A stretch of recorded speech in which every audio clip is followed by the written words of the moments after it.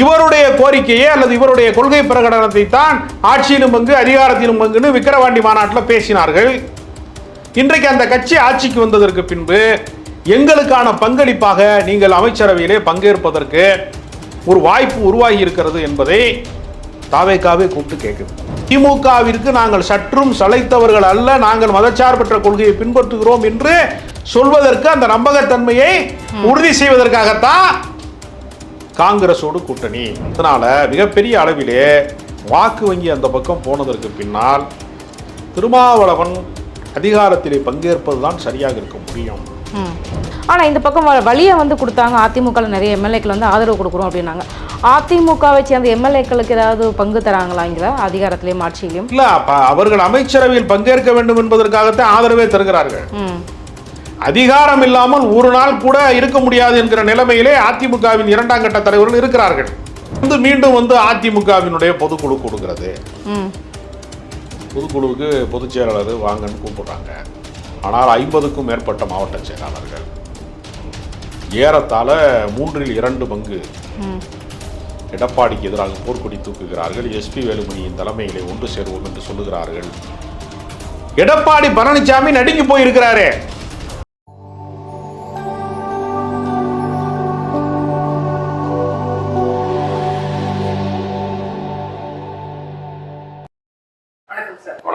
நிறைய அரசியல் பரபரப்புகள் போய்கிட்டு இருக்கு. இதற்கிடையில திருமாவளவனுடைய கட்சி விசிகாவுடைய நிலைப்பாடு என்னவாக இருக்கிறது? நாங்கள் ஆட்சியில் அதிகாரத்தில் பங்கு வேண்டாம் அப்படின்னு சொல்லிட்டாங்க. ஆனால் அவருடைய நிலைப்பாடு அதுவாக இல்லை அப்படின்ற மாதிரியான விஷயங்கள் வெளிவந்துட்டு இருக்கு. உண்மை என்ன சார்? விசிகா அமைச்சரவையில் பங்கேற்க வேண்டும் என்பது அந்த கட்சிக்காரர்களுடைய விருப்பம். நேற்று வரை ஒரு அணியிலே இருந்தோம். விஜயை குறித்து கடுமையாக விமர்சனம் செய்தோம். விசில் அடிப்பவர்கள் எல்லாம் திரையரங்கத்துக்கு செல்லுங்கள், சட்டப்பேரவைக்கு வராதீர்கள் என்று சொன்னோம். ஆனால் மக்கள் விசில் சின்னத்திற்கு வாக்களித்து அந்த கட்சிக்காரர்களை சட்டப்பேரவை உறுப்பினர்களாக தனி பெரும்பான்மையோடு கூடிய ஒரு வாக்காளர்களாக வேட்பாளர்களை வெற்றி பெற செய்திருக்கிறார்கள். அப்ப இன்றைக்கு இருக்கக்கூடிய ஆளுங்கட்சியை விடவும் திமுகவை விடவும் கூடுதல் சதவீதத்தை பெற்றிருக்கிறார்கள். 24% திமுக பெறுகிறது என்று சொன்னால் ஏறத்தாழ எந்த கூட்டணியும் இல்லாமல் 35% தாவேகா பெற்றுவிட்டது. ஆட்சியிலும் பங்கு அதிகாரத்திலும் பங்கு என்பது திருமாவளவன் கட்சி தொடங்கிய காலத்திலே இருந்து பேசிக்கொண்டே இருக்கிறார். மாநாடுகளிலே பேசுகிறார், பொதுக்கூட்டங்களிலே பேசுகிறார், ஆர்ப்பாட்டங்களிலே பேசுகிறார், பேரணிகளில் பேசுகிறார், பேட்டிகளிலே பேசுகிறார் என்று தொடர்ந்து ஒரு முழக்கத்தை வைத்துக் கொண்டே இருக்கிறார். ஆனால் அதற்கான கதவை திறப்பதற்கு திமுக தயாராக இல்லை, அதிமுக தயாராக இல்லை. இதுவரைக்கும் ஆண்ட கட்சிகள், ஆளுகிற கட்சிகள் தயாராக இல்லாமல் இருக்கிற போது இவருடைய கோரிக்கையே அல்லது இவருடைய கொள்கை பிரகடனத்தை தான் ஆட்சியிலும் பங்கு அதிகாரத்திலும் பங்குன்னு விக்கிரவாண்டி மாநாட்டில் பேசினார்கள். இன்றைக்கு அந்த கட்சி ஆட்சிக்கு வந்ததற்கு பின்பு எங்களுக்கான பங்களிப்பாக நீங்கள் அமைச்சரவையிலே பங்கேற்பதற்கு ஒரு வாய்ப்பு உருவாகி இருக்கிறது என்பதை தாவேக்காவே கூப்பிட்டு கேட்குது. எதற்காக டிவிகே என்கிற கட்சி பெரும்பான்மை உறுப்பினர்கள் வைத்திருக்கக்கூடிய, தன்னுடைய பெரும்பான்மை நிரூபிப்பதற்கு தேவையான உறுப்பினர்களை வைத்திருக்கக்கூடிய அதிமுகவை அழைக்காமல், முதல் கட்டமாக காங்கிரஸை அழைத்து, விசிகாவை அழைத்து, இந்திய கம்யூனிஸ்ட் கட்சி, மார்க்சிய கம்யூனிஸ்ட் கட்சி, இந்திய யூனியன் முஸ்லீம் லீக் என்கிற இவர்களை நோக்கி எதற்கு பயணப்படுகிறார்கள் என்றால், தமிழ்நாட்டிலே மிக நீண்ட நெடுங்காலமாக அரசியலிலே இருக்கக்கூடிய மதச்சார்பற்ற சக்தி என்கிற நம்பகத்தன்மையை இதுவரைக்கும் பெற்றிருக்கக்கூடிய இயக்கம் திமுக மட்டும்தான். திமுகவிற்கு நாங்கள் சற்றும் சளைத்தவர்கள் அல்ல, நாங்கள் மதச்சார்பற்ற கொள்கையை பின்பற்றுகிறோம் என்று சொல்வதற்கு அந்த நம்பகத்தன்மையை உறுதி செய்வதற்காகத்தான் காங்கிரஸோடு கூட்டணி. பதவியேற்பு விழாவுக்கு ராகுல் காந்தி வருவது இதெல்லாம் எதனால் நிகழ்கிறது என்றால், தங்களை ஒரு மதச்சார்பற்ற சக்தியாக தங்களை நிறுவ பார்க்கிறார்கள். இதுல இன்னொரு விஷயமும் பார்க்கலாம்ல, இப்ப இருக்கிற கூட்டணி கட்சிகள் எல்லாம் பிரிச்சு திமுக அப்படி கூட்டிட்டு போயிட்டோம்னா திமுகவை தனிமைப்படுத்தலாம் அப்படின்ற ஒரு எண்ணமும் இருக்கு. அது நோக்கம் அல்ல. திமுகவை தனிமைப்படுத்துவது என்பதை யார் முடிவு செய்ய வேண்டும் என்றால் பொதுமக்கள் தான் முடிவு செய்யணும், வாக்காளர்கள் தான் முடிவு செய்யணும். திமுக ஒரு வலுவான எதிர்க்கட்சி அந்தஸ்திலே போய் உட்கார்ந்து இருக்கிறது. அவர்கள் தங்களை காப்பாற்றிக் கொள்வதற்கு முயற்சி செய்வார்களா, திமுகவை தனிமைப்படுத்துவதற்கு முயற்சி செய்வார்களானா அவர்கள் தங்களைத்தான் காப்பாற்றிக் கொள்ள முயற்சி செய்வார்கள். ஏன்னா அது ஆட்சி அதிகாரத்தை இழந்து விட்டது. திமுக இன்றைக்கு ஆளுங்கட்சி அல்ல, அது எதிர்கட்சி வரிசையில போய் உட்கார்ந்து விட்டது. அப்ப ஆளுங்கட்சியாக இருக்கிறவர்களுக்கு என்ன கொள்கை இருக்கிறது, என்ன கோட்பாடு இருக்கிறது, நீங்கள் யார் என்பதை நிரூபிக்க வேண்டிய கட்டாயம் இருக்கிறது. எவ்வளவுதான் மக்கள் பெருமளவிலே உங்களுக்கு வாக்கு செலுத்தினாலும் விஜய் என்பவர் ஒரு திரைப்பட நடிகர் தானே, அவர் என்ன நிர்வாகத்தை செய்துவிட போகிறார், என்ன ஆற்றலோடு அதை செயல்படுத்த போகிறார் என்று எதிர்பார்ப்பு இருக்கிறது பல பேருக்கு. வாக்களித்தவர்கள் 35% என்று சொன்னால் அவருக்கு எதிராக வாக்களித்தவர்கள் 65%. அப்ப 65% பேர் விஜய் என்ன செய்கிறார் என்பதை பார்த்து கொண்டே இருக்கிறார்கள். அவர்களுக்கான பதில் என்ன என்று பார்க்கிற போது இந்த ஆட்சியை, திமுக ஆட்சியை வீட்டுக்கு அனுப்பியதிலே இருந்து தாவேகாவை அரியணையிலே ஏற்றியது வரைக்கும் யார் பெருமளவிலே வாக்காளர்களாக இருந்திருக்கிறார்கள் என்றால் தலித் வாக்கு வங்கி தான் மிகப்பெரிய அளவிலே திமுகவுக்கு எதிராக சுழன்று இருக்கிறது, தாவேகாவிற்கு வந்திருக்கிறது. கிறிஸ்தவர்கள் பெருமளவிலே வாக்களித்திருக்கிறார்கள், இஸ்லாமியர்கள் டிவிகேவிற்கு வாக்களிக்கவில்லை, இப்போதும் திமுகவுக்கு தான் வாக்களித்திருக்கிறார்கள். அதனால் தான் பாளையங்கோட்டையிலே, சேப்பாக்கத்திலே, துறைமுகத்திலே, இன்னும் பல்வேறு தொகுதிகளிலே திமுகவுடைய வெற்றிக்கு பின்னால் இஸ்லாமிய வாக்கு வங்கி இருக்கிறது. அப்ப நிறைய தலித்கள் டிவிக்கே கோட்டு போட்டிருக்காங்க அப்படின்னா திருமாவளவன் மீது இருக்கிற நம்பிக்கை போயிடுச்சுன்னு எடுத்துக்கல முடியுமா? அப்படி சொல்ல முடியாது. திருமாவளவன் தான் அவர்களுடைய உரிமை குரல், அவர்களுடைய போராட்ட குரல். ஆனாலும் ஒரு புதிய சக்தி வருகிற போது ஏறத்தாழ 30க்கும் மேற்பட்டவர்கள் அங்கு மாவட்ட செயலாளர்களாக இருக்கிறார்கள், சட்டமன்ற உறுப்பினர்களாக வெற்றி பெற்றிருக்கிறார்கள் என்கிற போது நமக்கான அங்கீகாரத்தை அவர்கள் இந்த டிவிக்கு தந்திருக்கிறது என்று நம்புகிறார்கள். ஏன்னால் ஆதவ அர்ஜுனா விசிகாவினுடைய துணை பொதுச் செயலாளராக இருக்கிற போது அங்கே இருக்கக்கூடிய எல்லா நிர்வாகிகளுடைய பட்டியல் எல்லாவற்றையுமே அவர் ஆய்வு செய்திருக்கிறார். தலித் வாக்கு வங்கி இடம் மாறினால், திமுகவை விட்டு இந்த பக்கம் இடம் மாறினால், டிவிகே பக்கம் வந்துவிட்டால் ஒரு மிகப்பெரிய ஆட்சி மாற்றம் நடக்கும் என்பதை ஒரு தேர்தல் வியூக வகுப்பாளராக அந்த சூழ்ச்சியை அவர் அறிந்து வைத்திருந்தார் என்று நம்ப தகுந்த வட்டாரங்க உறுதிபட சொல்றாங்க நமக்கு. அதனால மிகப்பெரிய அளவிலே வாக்கு வங்கி அந்த பக்கம் போனதற்கு பின்னால் திருமாவளவன் அதிகாரத்திலே பங்கேற்பதுதான் சரியாக இருக்க முடியும், குறிப்பாக விசிகா அதிகாரத்திலே பங்கேற்பதுதான் சரியாக இருக்க முடியும் என்று கட்சிக்காரர்கள் நம்புகிறார்கள். நாங்க வெளியிலிருந்து ஆதரவு கொடுப்போம் அப்படின்றாங்க. அப்ப நிலைப்பாட்டை மாத்திக்கிட்டாரா? அப்ப ஆட்சியில அரசியலை பொறுத்தவரையில நிலைப்பாடுகள் என்பது மாறிக்கொண்டேதான் இருக்கும். கொள்கை சார்ந்த நிலைப்பாடு என்பது வேறு, அதிகாரம் சார்ந்த நிலைப்பாடு என்பது வேறு. கொள்கை என்பது எல்லா அரசியல் கட்சிக்கும் ஒரு அடித்தளம்.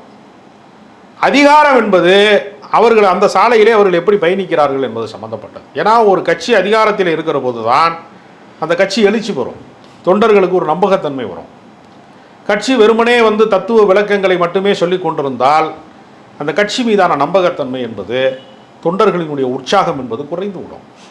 அதனால அமைச்சரவையில் பங்கேற்க வேண்டும் விசிகா என்பதை தாவேகா கோரிக்கையாக வைக்கிறது. விசிகாவின் நிர்வாகிகளும் அந்த கோரிக்கையை வைக்கிறார்கள். அதை பரிசீலனை செய்ய வேண்டிய இடத்தில் இருக்கிற திருமாவளவன் முதல் கட்டமாக அதை பற்றி பேசி கொண்டிருக்கிறார் நான் நினைக்கிறேன். சார், இந்த பக்கம் பார்த்தீங்க அப்படின்னா இந்த பக்கம் கூப்பிட்டு கொடுக்குறாங்க திருமாவளவனுக்கு இது. ஆனால் இந்த பக்கம் வழியை கொடுத்தாங்க, அதிமுக நிறைய எம்எல்ஏக்கள் ஆதரவு கொடுக்குறோம் அப்படின்னாங்க. அதிமுகவை சேர்ந்த எம்எல்ஏக்களுக்கு ஏதாவது பங்கு தராங்களாங்கிற அதிகாரத்திலையும் ஆட்சியிலையும்? இல்லை, அவர்கள் அமைச்சரவையில் பங்கேற்க வேண்டும் என்பதற்காகத்தான் ஆதரவே தருகிறார்கள். அதிகாரம் இல்லாமல் ஒரு நாள் கூட இருக்க முடியாது என்கிற நிலைமையிலே அதிமுகவின் 2ஆம் கட்ட தலைவர்கள் இருக்கிறார்கள். எதிர்க்கட்சி வரிசையிலே ஒருவேளை அதிமுக வந்தால் கூட மீண்டும் நமக்கு ஒரு வாய்ப்பு கிடைக்குமே என்று அவர்கள் நம்புவதற்கு தயாராக இருப்பார்கள். ஆனால் 2வது இடத்திலே இருந்து நகர்த்தப்பட்டு 3வது இடத்திற்கு அதிமுக வந்துவிட்டது. முதன்மை சக்தியாக தாவேகா வந்துவிட்டது. தாவேகாவை எதிர்க்கக்கூடிய 2வது இடத்திலே திமுக வந்துவிட்டது. 3வது சக்தியாக நாம் ஓரங்கட்டப்பட்டு விட்டோம் என்று தெரிந்ததற்கு பின்பு 67 காங்கிரஸ் தோற்ற போது எதிர்கட்சி வரிசையிலே இருந்தது. எம்ஜிஆர் கட்சி ஆரம்பித்தார், அது 3ஆம் கட்ட சக்தியாக மாறிவிட்டது. 3ஆம் கட்டத்திற்கு மாறியதற்கு பின்பு காங்கிரஸ் கட்சியினால ஒரு நாள் அதிகாரத்துக்கு வர முடியல. 59 வருஷமாச்சு. 67 விட்ட இடத்தை அவர்களால் திரும்ப பிடிக்க முடியல. இப்போதுதான் கூட்டணி அமைச்சரவைக்கு 2 பேர் வரப்போகிறார்கள் என்கிற செய்தி வருகிறது. அதே போல அதிமுகவும் 3வது சக்தியாக ஓரங்கட்டப்படுகிற போது அவர்கள் மீண்டும் அதிகார மையமாக மாற முடியாது என்கிற மன உளைச்சலிலே ஏற்கனவே மந்திரியாக இருந்தவர்கள், மாவட்ட செயலாளர்களாக இருந்தவர்கள் ஒரு விதமான நம்பிக்கையை இழந்து விட்டார்கள். தொடர் தோல்விக்கு பொதுச் செயலாளராக பதவியேற்ற நாளிலே இருந்து தொடர் தோல்வியை சந்தித்து வருகிறார் எடப்பாடி பழனிசாமி. 11 தோல்விகளை சந்தித்து விட்டார். இவர் கட்சி நடத்துவதற்கு அல்லது இவர் நிர்வாகம் செய்வதற்கு இவர் அரவணைத்து போகிற பண்பு இல்லாதவராக இருக்கிறார். எல்லாரையும் ஒருங்கிணைப்பதற்கு அவர் தயாராக இல்லை. ஒருவேளை திருமாவளவனை முதலமைச்சராக்கலாம் என்கிற கோரிக்கை வந்த போது கூட எடப்பாடி தட்டி விட்டாரு அப்படின்னு சி.வி. சண்முகம் சொல்லுகிறார் என்றால் நிச்சயமாக நம்ம அமைச்சரவையில் பங்கேற்பதற்கு எடப்பாடி ஒத்துழைக்க மறுக்கிறார்.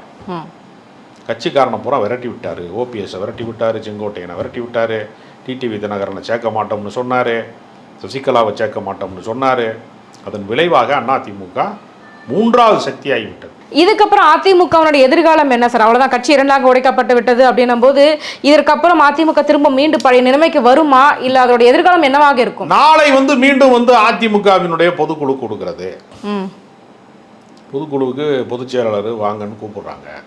ஆனால் 50க்கும் மேற்பட்ட மாவட்ட செயலாளர்கள், ஏறத்தாழ 3/2 பங்கு எடப்பாடிக்கு எதிராக போர்க்கொடி தூக்குகிறார்கள். எஸ்பி வேலுமணியின் தலைமையிலே ஒன்று சேருவோம் என்று சொல்லுகிறார்கள். எடப்பாடி பழனிசாமி நடுங்கி போயிருக்கிறாரே, கட்சி அவர் கையை விட்டு போய்விட்டது என்கிற நிலைமை வந்து விட்டது. ஜே நியூஸ் அவங்களுடைய அதிகாரப்பூர்வமான செய்தி தொலைக்காட்சி, எடப்பாடி பற்றி ஒரு அறிக்கை கிடையாது, நமது அம்மால அறிக்கை கிடையாது, ஊடகங்கள் கிடையாது, சோசியல் மீடியா கிடையாது. எக்ஸ் தளத்தில் அவராக அறிக்கை விட்டு கொண்டிருக்கிறார். அவர் கட்சி கையை விட்டு போய்விட்டது. இப்போதைக்கு அவர் பொதுச் செயலாளர் கிடையாது. பொதுச் செயலாளர் இப்போதைக்கு அவர் தான். ஆனால் பொதுச் செயலாளராக நீடிப்பாரா என்பது சந்தேகத்துக்குரியதாக மாறிவிட்டது. அந்த இடத்துக்கு யார் வர போறாங்க? ஏதாவது எஸ்பி வேலுமணி வருவதற்கான முயற்சி நடக்கிறது. நாளைக்கு அதற்கான ஒரு பெரிய ரணகலம் இருக்கிறது. இந்த பஞ்சாயத்தை முடிச்சுட்டு வாங்கன்னு தாவேகால சொல்லிட்டாங்க. அதனாலதான் அமைச்சரவையிலே அவர்கள் இதுக்கும் பாஜகவுக்கும் இதை லிங்க் பண்ணுவாங்களே, அப்ப இதுக்கு பின்னாடியும் பாஜக இருக்கு அப்படின்னு எடுத்துக்க முடியும். அதாவது பாஜகவிற்கு இந்த தேர்தலிலே மக்கள் மாபெரும் தோல்வியை தந்து விட்டார்கள். கௌரவமான வெற்றியை கூட தரவில்லை, கௌரவமான தோல்வியும் கூட தரவில்லை. ஒரே ஒருவர் ஊட்டியில் ஜெயிச்சிருக்கிறார், போஜராஜன். கட்சியின் தலைவர்கள் என்று அறியப்பட்டவர்கள் யாருமே ஜெயிக்கல. அதனால பாஜக தமிழ்நாட்டை பொறுத்தவரையில் துடைத்து எரியப்பட்டு விட்டது இந்த தேர்தலில். விஜயும் பாஜகவிற்கு அடிமையாக இருப்பார் என்று எதிர்பார்த்து கொண்டிருந்த போது அவர் காங்கிரஸை நோக்கி பயணித்து விட்டார். ராகுல் காந்தி பதவியேற்பிலே பங்கேற்கிறார், மோடி பங்கேற்கவில்லை. அப்போ தமிழ்நாட்டிலே பாஜகவிற்கான எதிர்காலமே இல்லை என்கிற இருண்ட காலத்திலே இருக்கிறார்கள். மறுபடியும் அண்ணாமலையை கொண்டு வர வேண்டும் என்று நினைக்கிறார்கள். அதனால பாஜகவினுடைய ஆட்டம் என்பது இப்போதைக்கு இல்லை, எப்போதைக்கு இல்லைன்னு சொல்ல முடியாது. நாளை அவர்கள் என்ன செய்வாங்க, சிபிஐ வழக்கில் கரூர் வழக்கை தோண்டி எடுப்பார்கள், அல்லது அரசுக்கு ஏதாவது நெருக்கடி கொடுப்பார்கள். 25 எம்எல்ஏக்கள் ஆதரவு தெரிவித்தவர்களை செல்லாது என்று அறிவிப்பார்கள். உச்ச நீதிமன்றத்தை வைத்துக்கொண்டு ஏதாவது உச்சக்குடிமை மன்றத்தை போல வைத்து ஆட்டம் காட்டுவார்கள். என்ன வேணாலும் நடக்கலாம் நாளை. ஆனால் இந்த நிமிடம் வரைக்கும் பாஜகவின் ஆட்டம் என்பது தலை தூக்கவில்லை என்பதுதான் கல யதார்த்தம். நாளைக்கு அதிமுகவிலே என்ன நடக்கிறது, குட்டிக்கல்ட்டா என்ன நடக்க போகுது, யார் பொதுச் செயலாளராக வரப்போகிறார்கள், என்ன நடக்கப் போகிறது என்பதை நாளைக்கு தான் தெரியும். அதற்கு பின்பு அமைச்சரவை விரிவாக்கம் சம்பந்தமான முடிவுகள் எடுக்கப்படும். தாவேகாவிற்கு தீவிரமான ஆதரவை தரக்கூடிய இடத்திலே அதிமுகவினுடைய 2ஆம் கட்ட தலைவர்கள் இருக்கிறார்கள், அமைச்சரவையில் பங்கேற்பார்கள். இதில் இன்னொரு விஷயமும் நான் கேட்கணும். இப்போ விசிக அவர்கள் திருமாவளவன் யார் ஆட்சியில் இருக்கணும், எப்படிப்பட்ட ஆட்சி நடத்த வேண்டும் அப்படிங்கிற தீர்மானிக்கிற இடத்தை நோக்கி நகர்ந்து விட்டார் அப்படின்னு எடுத்துக்க முடியுமா சார்? நிச்சயமாக திருமாவளவன் அந்த இடத்திலே இருந்தால் மட்டும்தான் நம்பகத்தன்மை வரும். அவரை இடதுசாரிகள் நம்புகிறார்கள், இந்திய யூனியன் முஸ்லீம் லீக் நம்புகிறது. அவர் ஒரு கொள்கை தலைவராக அறியப்பட்டிருக்கிறார். சனாதன எதிர்ப்பிலே தொடங்கி மதச்சார்பின்மை போன்ற கருத்துக்களிலே அண்ணல் அம்பேத்கரினுடைய அரசியல் சாசனத்தை காப்பாற்றுகிற விஷயத்திலே அவர் ஒரு கருத்தியல் தலைவராக அடையாளப்படுத்தப்பட்டிருக்கிறார். எனவே திருமாவளவன் இருந்தால்தான் இந்த ஆட்சிக்கு தாவேகாவிற்கு ஒரு நம்பகத்தன்மை வரும்னு அவங்க விரும்புகிறாங்க. அதனால அவர் நிச்சயமாக அதிகாரத்திலே பங்கேற்க வேண்டும் என்கிற கோரிக்கை வலுக்கிறது. நாளை அதிமுகவினுடைய உட்கட்சி விவகாரத்தை ஒரு முடிவு எட்டப்படுகிற போது அமைச்சரவை விரிவாக்கம் வரும், அதிலே விசிக இடம்பெறும் என்று எதிர்பார்க்கப்படுகிறது. ஓகே சார், எங்கள் கேள்விகளுக்கு ரொம்ப சிறப்பான பதில் சொன்னீங்க சார், ரொம்ப நன்றி.